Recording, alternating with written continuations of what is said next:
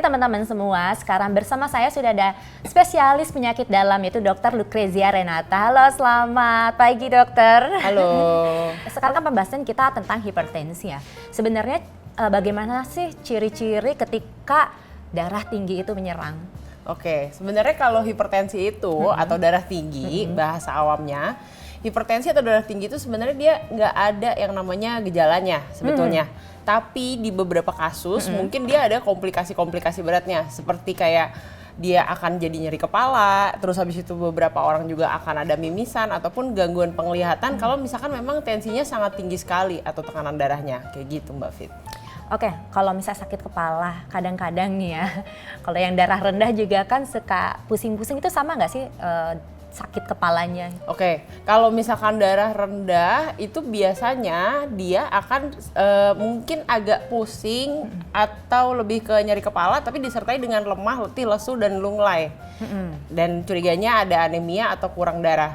Tapi kalau misalkan tensinya tinggi atau tekanan darahnya tinggi, dia itu lebih ke arah gejalanya tuh dia nyeri kepala disertai dengan tanda-tanda peningkatan tekanan di kepala. Jadi bisa ada mungkin gejalanya kayak sakit kepala sekali di beberapa bagian tertentu yang biasa dikenal sama mungkin orang awam migrain ya. Iya. Itu terus migrain.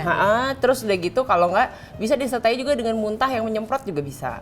Kayak gitu. Oh, jadi kalau misalnya darah tinggi itu bisa gejalanya tuh salah satunya bisa dengan muntah ya? Bisa juga. Oh, oke.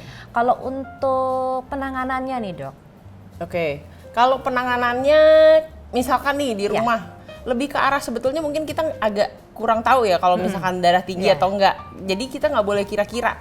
Yang paling sering kejadian adalah misalkan kepalanya lagi sakit banget. Ya udah kita istirahat dulu, terus kemudian kita coba duduk, minum air kalau misalkan emang perlu supaya lebih rileks juga. Tapi kalau misalkan mungkin emang di rumah ada kayak obat sakit kepala itu bisa diminum. Tapi kalau misalkan memang juga tidak ada perbaikan, ada baiknya kalau misalkan periksa tuh ke dokter ataupun ke fasilitas kesehatan di sekitar rumah.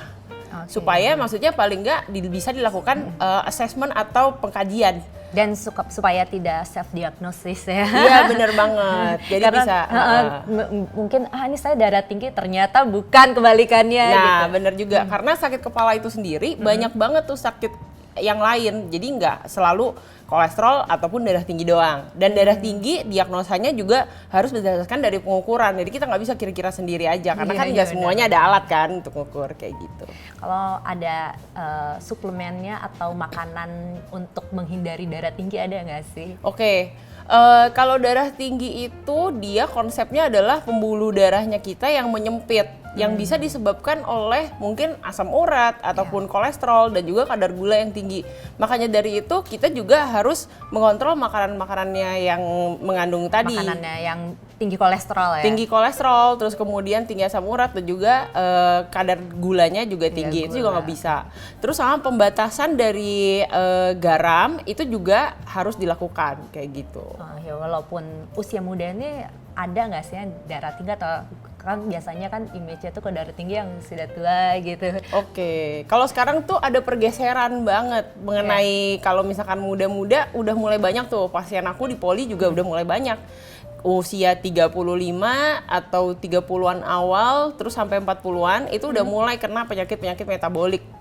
Jadi darah tinggi, terus habis itu kemudian gulanya juga ada beberapa yang aku ketemu juga, terus habis itu kolesterol, asam urat itu juga. Iya, karena lifestyle sih. Lifestyle ya benar-benar. Gitu. Jadi kalau misalnya lifestyle yang nggak bagus, itu bisa terjadi di usia yang lebih muda ya dok ya. Iya betul, karena maksudnya trennya sekarang udah mulai pergeseran nih. Benar, biasanya onset atau mulai kenanya itu mungkin di sekitaran 45 atau 50 awal, tapi sekarang udah mulai bergeser, udah mulai banyak.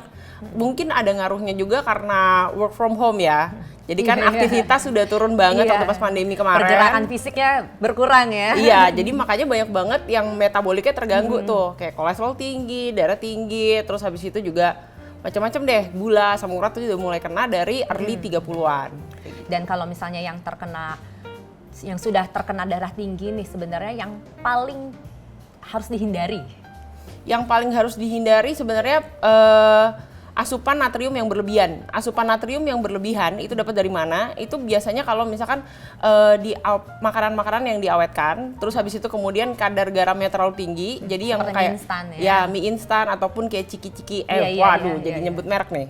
Jadi Snack. kayak snack-snack gitu, snack-snack ringan yang Iya, kadar iya. MSG-nya tinggi. Nah itu juga harus dihindari Aduh, juga itu kayak makanan gitu. anak-anak banget ya. Aduh. Oke, jadi kalau misalnya untuk yang sudah menderita darah tinggi, pokoknya hindari apa yang sudah disebutkan oleh Dokter Lukra ya. Ya, kalau untuk di rumah sakit itu penanganannya bagaimana sih, Dok? Oke, biasanya sih kita lihat dulu nih, kita assess dulu penanganannya itu apakah memang dia memang udah darah tinggi dari awal ataupun baru ketahuan. Terus Pas habis lagi di pas lagi diperiksa. Terus udah kayak gitu, kalau misalkan iya itu udah darah tinggi udah berapa lama maksudnya. Kalau misalkan memang dia udah dari 2 kali pengukuran memang tensinya di atas normal. tinggi terus. Jadi biasanya kita udah mulai treatment dan maksudnya terapi untuk darah tinggi itu sifatnya adalah mengobati mendekati normal. Tapi perlu diingat juga kalau untuk di kasus-kasus darah tinggi dengan umur yang masih muda, itu biasanya kita harus lihat lagi, breakdown lagi penyebabnya apa. Karena biasanya dia nggak berdiri sendiri, kayak gitu. Gitu. Aku baru tahu. Jadi justru yang lebih muda nih lebih ada screeningnya lebih panjang lagi gitu ya, Dok? Iya betul, karena maksudnya biasanya dia nggak akan pernah berdiri sendiri. Kalau misalkan dia udah umurnya lanjut gitu, atau mungkin biasanya di dewasa yang akhir-akhir gitu sekitar 45 sampai 50-an awal, itu biasanya dia mungkin karena pengaruh lifestyle-nya yang nggak terlalu Akumulasi bagus, ya, akumulasi dari muda. betul. Tapi kalau misalkan dia di usia 25 sampai 30 awal, biasanya tetap harus dilihat lagi, di breakdown lagi satu-satu untuk keadaan organ-organnya, apakah penyebabnya memang dari lifestyle-nya yang nggak begitu baik secara metabolik, atau ada organ-organ lain yang menyebabkan dia kena hipertensi atau darah tinggi itu. Oke, demikian penjelasannya dari Dokter Lukre. Ada yang ingin ditanyakan lagi boleh tulis di tab komen, nanti akan bisa kita bahas di episode selanjutnya ya. Demikian saya tutup ya, saya Fitri dan Dokter Lukre. Sampai jumpa, bye-bye.